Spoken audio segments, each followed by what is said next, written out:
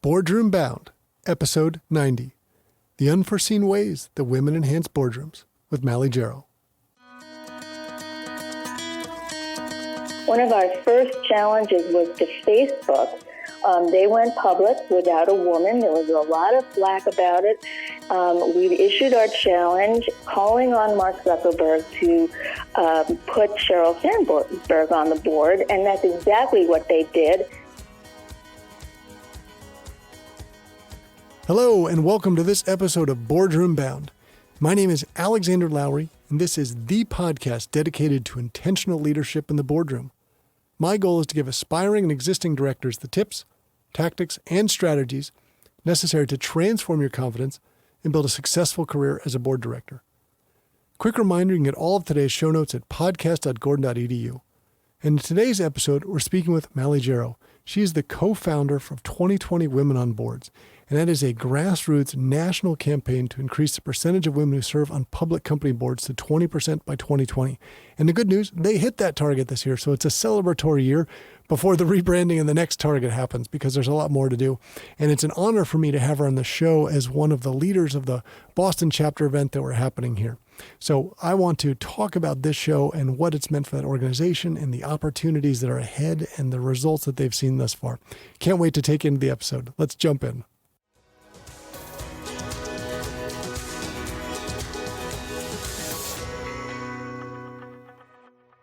Malli Gero, welcome to the Boardroom Bound podcast. Well, thank you so much for inviting me. Well, I'm excited to have it. I feel like you and I have been talking about this show for months, and we have actually. We've been building up to it. We've been sort of working together on a lot of the 2020 Women on Boards event stuff, the exciting things that are happening in November. And I remember when you gently twisted my arm into helping lead the Boston event on November 18th, which, and I said, I had to be very clear, like, I'm a guy, right, leading the event. And that was, you said that was okay. So I just want to be really clear, like, I'm a guy. So it's cool. I'm honored to be the first male leading one of those. And but that is... we love first, Alexander. That's right. Well, I'm excited to share all the great work that you guys are doing today, the new information that's coming out now that's live, which is so cool. And of course, talking about the conversations that we're going to be having in November. But I don't want to get ahead of myself. I want to give a little bit of context to even before you and Stephanie co-founded 2020 Women on Boards. So maybe give us a sense about your career and your background experience, and we'll go from there. Happy to. Well, I never thought I'd be doing this. That's for sure.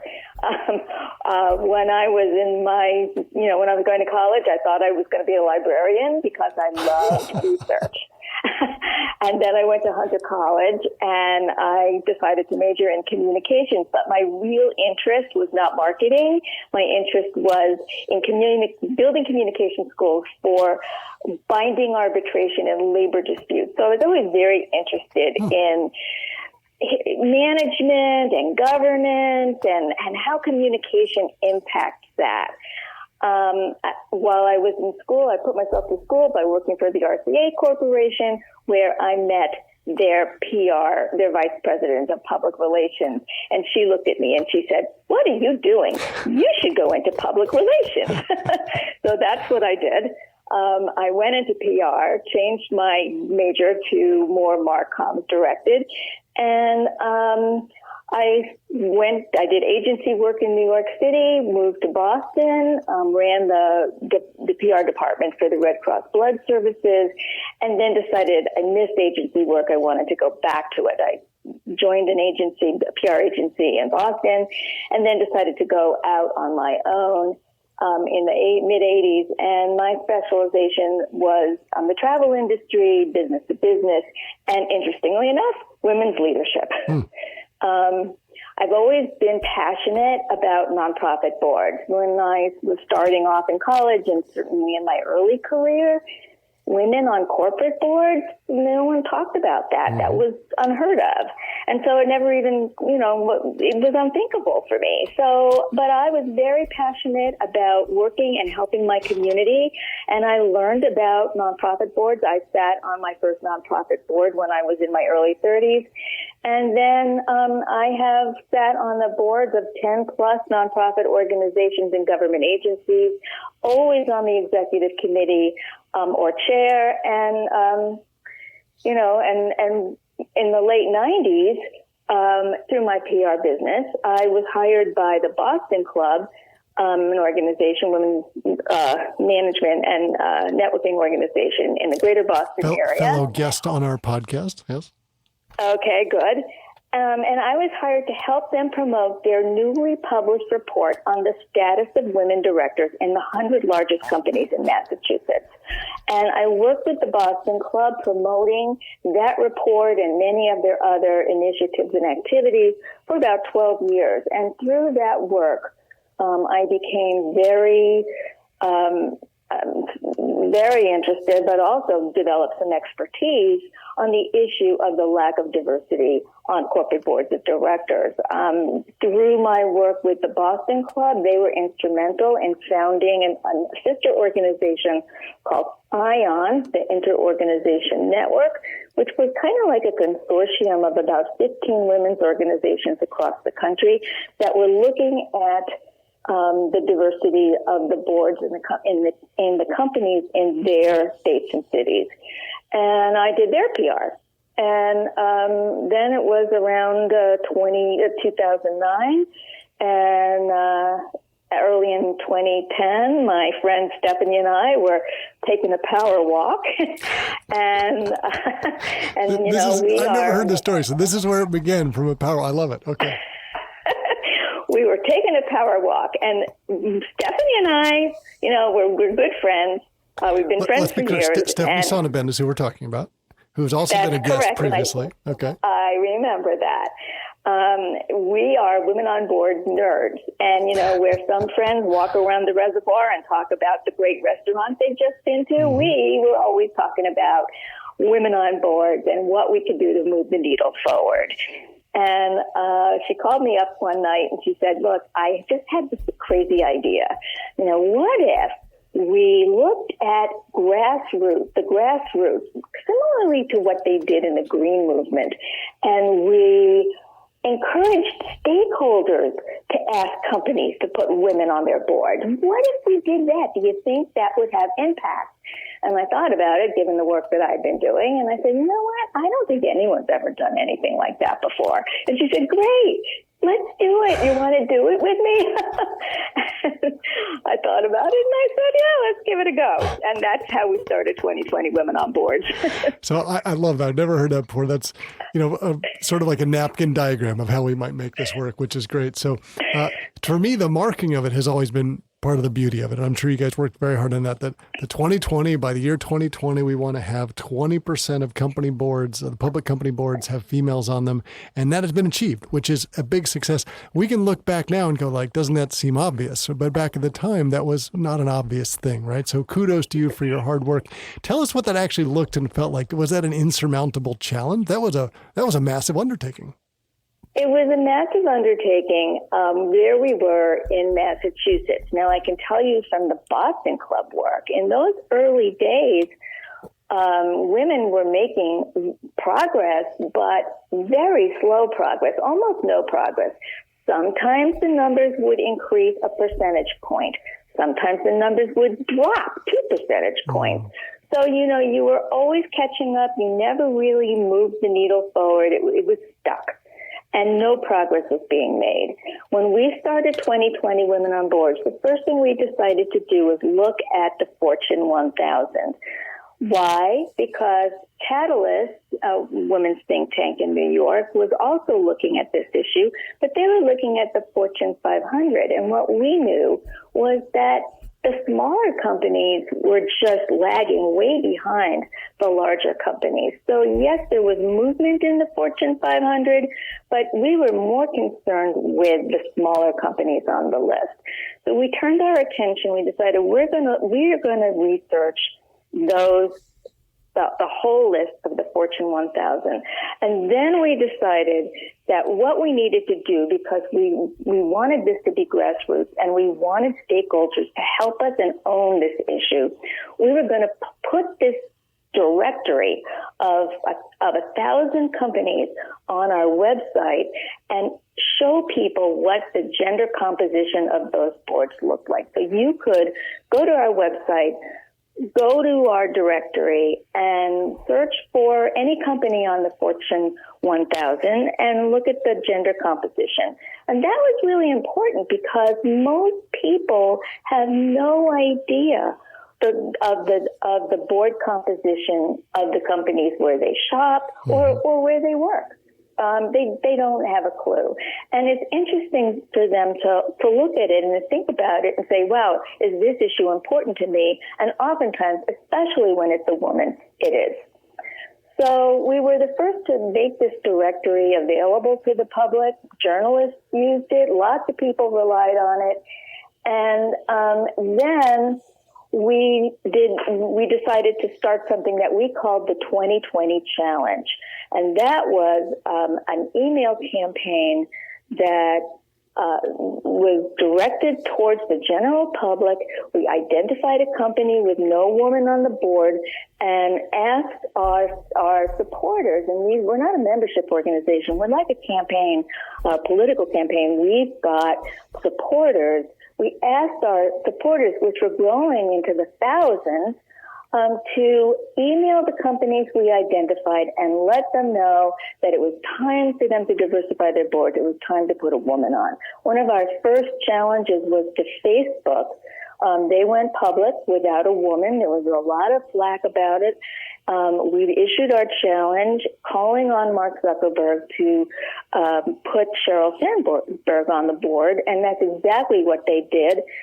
Certainly not just because we asked them to, but we got a lot of attention for it. And our challenges have been very successful. We've 60% of them, we started them in 2011, and 60% of the companies that we have targeted have added women to their board. So, can I take away from this that you're responsible for the Lean In movement as well? Is that what we're implying? No, that was all Cheryl.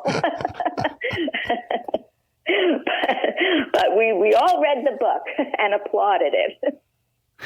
So this all started from just a little walk. This is great. So you've grown this organization. It's expanding across the country. Now it's an international movement, right? So it's not just focused on America. Correct. So you've seen some success and results. And I know we're going to get to some data today, which is really interesting.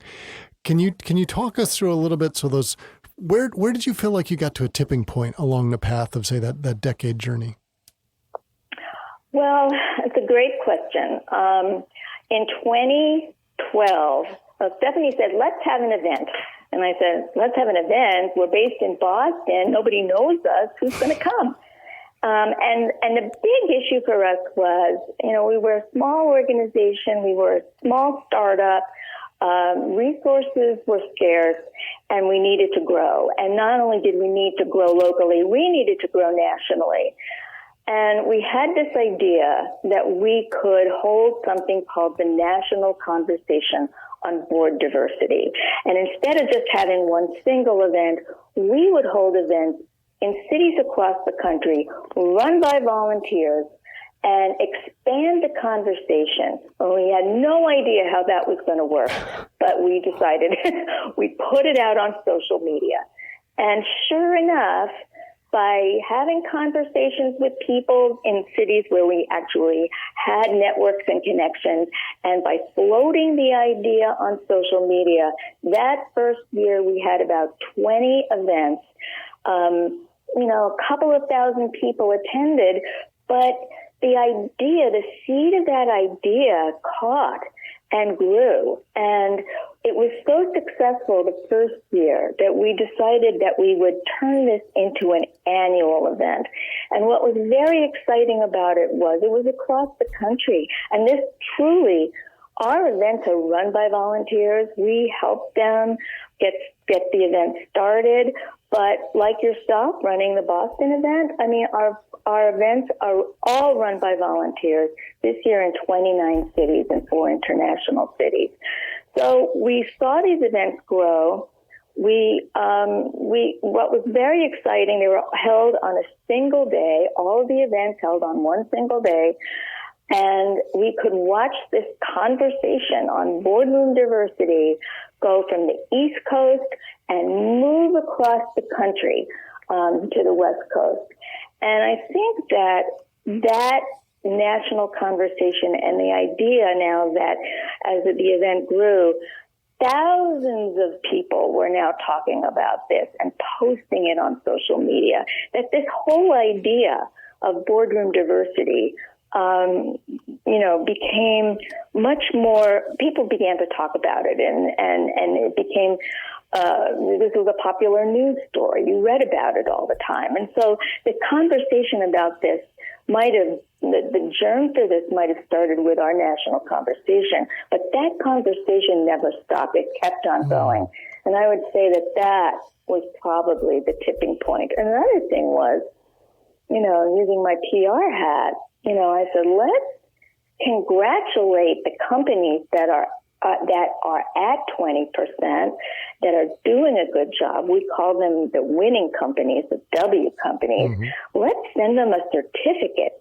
And we would send the CEO a congratulatory certificate. When we sent out our first ones, I was afraid they were going to laugh at us, but they didn't laugh. What they did was write press releases about receiving the honor, because so few companies are recognized for things like that. And so they were proud about their achievements, and they put these things out. And then their competitors started looking at this. Well, if they have 20% women, maybe we ought to have 20% women. And it started to grow. Fascinating. And obviously this year's going to be different, right? The world is different these days with COVID. So it's not going to be a single day and events all across the country. It's now going to be over an extended period of time. So why don't we get a preview? We've run it for so many years in a certain way of how it's evolved for this year. Well, we were very hopeful that we would be able to do live events. And this year is a very special year for us because it's our 10th anniversary. And, originally, Stephanie and I, when we thought about this, we said, okay, this is a 10-year campaign.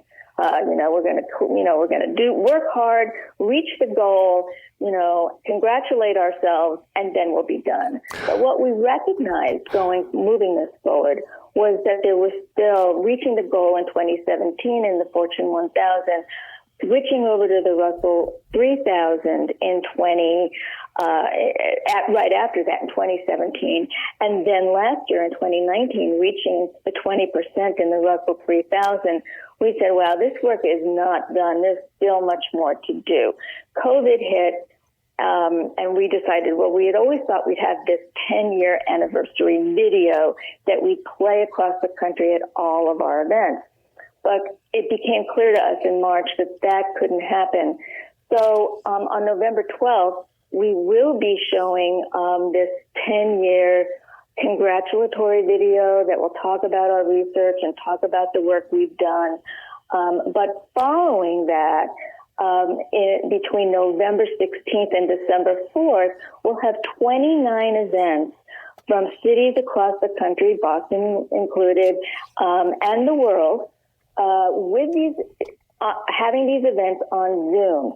And the headline for the global conversation is Women Leaders Changing the World.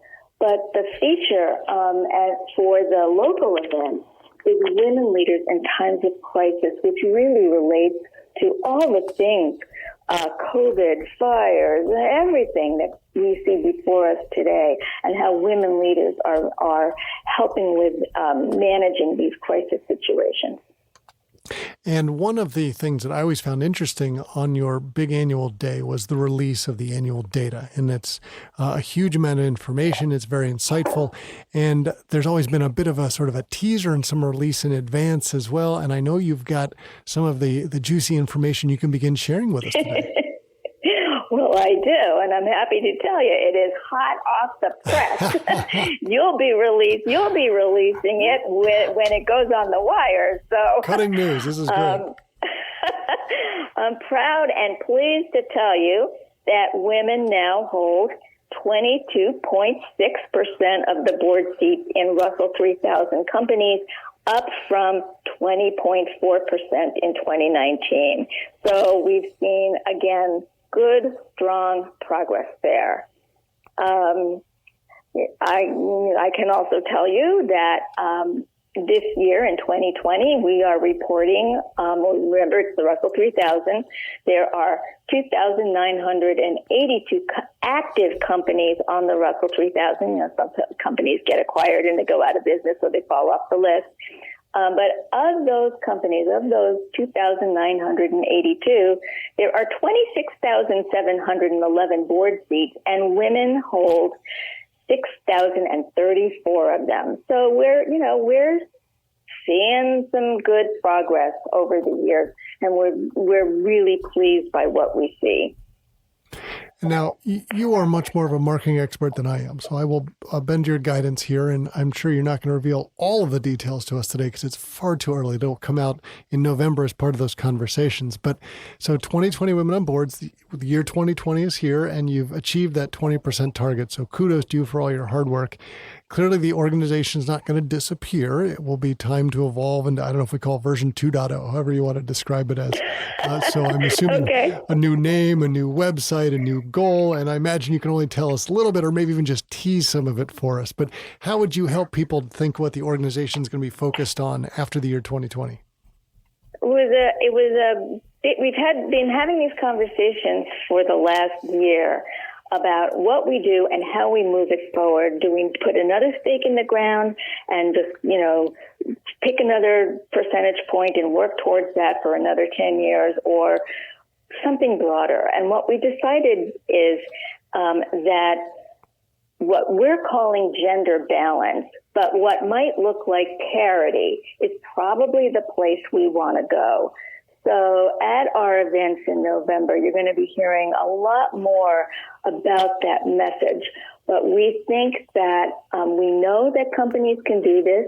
They've shown, we've seen over time, over this last decade, that companies are moving this needle forward, maybe a little more slowly than we'd like. But we know that this is happening. We know we have qualified women in the pipeline ready to serve. And, we think that gender balance should be the next focus of our work. And I'm assuming, I'm comfortable saying this because I'm sure this is not right. I imagine the new name is not going to be 50% by 2050 because that would be a long time to try to get to parity. So I'm comfortable guessing it's not 2050 WOB. Well, I can't give you the new name yet. You'll be able to hear it at our event. So I encourage you to go to our website and learn about it. But we will have a new name, and it will reflect this new idea of gender balance. And the events happening in November are world-class. Just for example, I'll talk a little bit about the Boston event that I'm helping chair. Please. The nice thing about, I'll say it this way, the upside of being with a Zoom environment is you're not only having people from your local area, from Boston.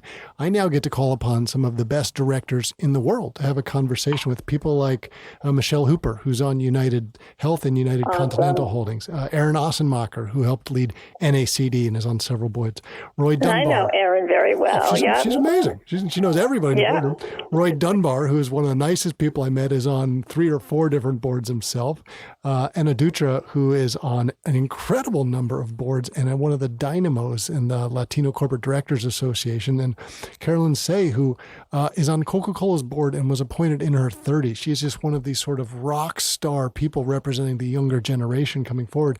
And because of Zoom, we can bring all of them together from wherever they are and have this dynamic conversation. And I would love for your thoughts on these events, because it's not just a panel of world-class experts like these.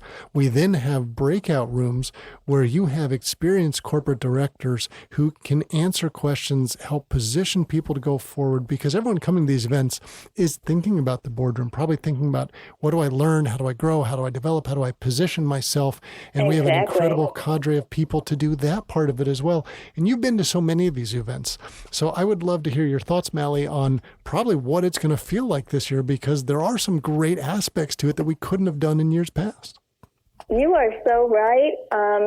We talk about this all the time. It may be hard to go back to in-person events, and I think what we'll try to do next year, assuming that everything's back to normal and we don't have to worry about COVID, is that we'll do some combination of Zoom-like events and in-person events.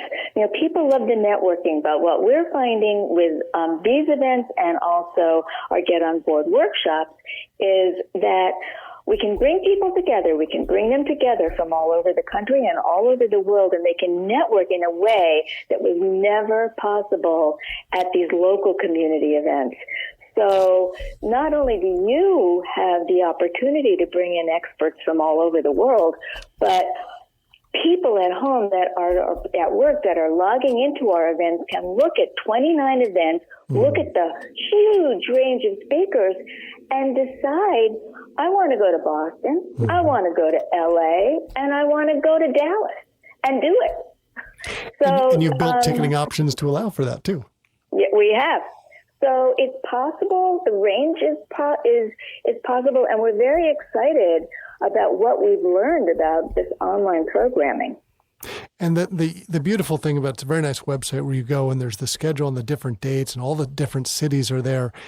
So there's lots of different time options. And it's really interesting to think, okay, I might want to go maybe to my local city to meet some of the people who will be there, but they won't all be local per what you said. But otherwise, I might just go, I want to hear this speaker. I want to talk about this and meet these people in these places. So it is a really different world that we're in now. And it's fun to really think, how do we build a world-class event? And it literally is world-class because you've got people from all around the world attending these and hosting these events. So this is exciting. Yeah, well, we're excited, and we're certainly excited to have you, Alexander. Thank you. Well, I'm a big fan of diversity thought in a boardroom, and it's really easy to look at a photo in the annual report and see whether, say, the board is pale, male, and stale, which is what most of them used to be in the old days, and it's great to see them growing and changing. Clearly, we'd like to see both males and females, but we'd like to see people that look like they're from different backgrounds and different parts of the world. Exactly. And I think it's hard to innovate if everybody's the same in a room. So maybe it's possible, but it's certainly not easy. So we recognize the value so many other people bring, and I'm glad to play my own little part in it. And it's really exciting to think about. I know you won't give us any more of it, but there's even more data and information that'll be coming out during the actual events in the various, say, the first leading day when it goes live, as well as some of the cities. Is that right? That is absolutely true. We're going to be releasing some of our stats from the report tomorrow. The report will be released. The full report will be released later in October, but before the event, and people will be able to hear about this research and find it available on our website just at the start of the event. So just as a recap for everybody, the global conversation, which has changed from the national conversation, kicks off on Thursday, November 12th. And then following on from that, you have all of these various locations over the course of the next month. So many different options to choose from. So exciting as someone who's a governance geek and loves learning from people that are world-class expert on this stuff. I've been asked by a couple of other locations, would you come and be sort of the director coach for some of them? And it's just an excuse to be in some of their events and to be able to hang out and hear from some of the best of the best. So this is a great event to support because it is part of your fundraising for the organization as well. We shouldn't lose sight of that. No, it's very true. This is the only fundraising event we have, and it's an important one for us. Well, so Malli, as we begin to wrap this up, because I'm sure people are excited and going to want to click on the link in the show and go and start buying their tickets to it. Do you have any final thoughts as you either set the scene for, the teasers for what's going to be coming in November, or just sort of, the amazing journey that you and Stephanie have been on? I know you've rung the bell at the stock exchange and other things like that. Is there some seminal moments that stand out about your journey? Well, I think, just looking back over the 10 years and how we were able to achieve what we achieved on such a shoestring budget, but with the power of volunteers who were committed to doing this work. That to me has been the most meaningful part, and then seeing the successes that we've had, and knowing that this is within our reach. We can do this. So it's been very rewarding. Well, kudos to you and Stephanie for all of your hard work. And it's great to see all of the various organizations like the 30% Club, 2020 Women on Boards, all of these different groups that are really starting to make progress. And it's wonderful just to be a part of it. So thank you for sharing your passion for the project, a little bit of history and insight that I had no idea about we got onto today. And I think we're all really excited for all the events that are going to be coming together in November. Well, thank you, Alexander, again, for all your support. And thank you for sharing your insights and helping all of us to be Boardroom Bound. That's it for this episode of Boardroom Bound. I really enjoyed chatting with Malli Gero. It was really inspiring to see the results that they have done from their hard work from 2010 to actually achieve that goal of the 2020 Women on Boards being 20%. Well done. Now remember to head over to podcast.gordon.edu where you can find links to all of today's resources. The Boardroom Bound team and I are so proud to be your go-to podcast for all things that connect, prepare, and empower you to land a board seat. Be sure to subscribe to this podcast so you'll miss any of the high-quality content we're bringing to you every Wednesday. Thanks for joining me today. I can't wait to share more stories and strategies from brilliant business minds with you again next week. Remember to keep tuning in to be Boardroom Bound.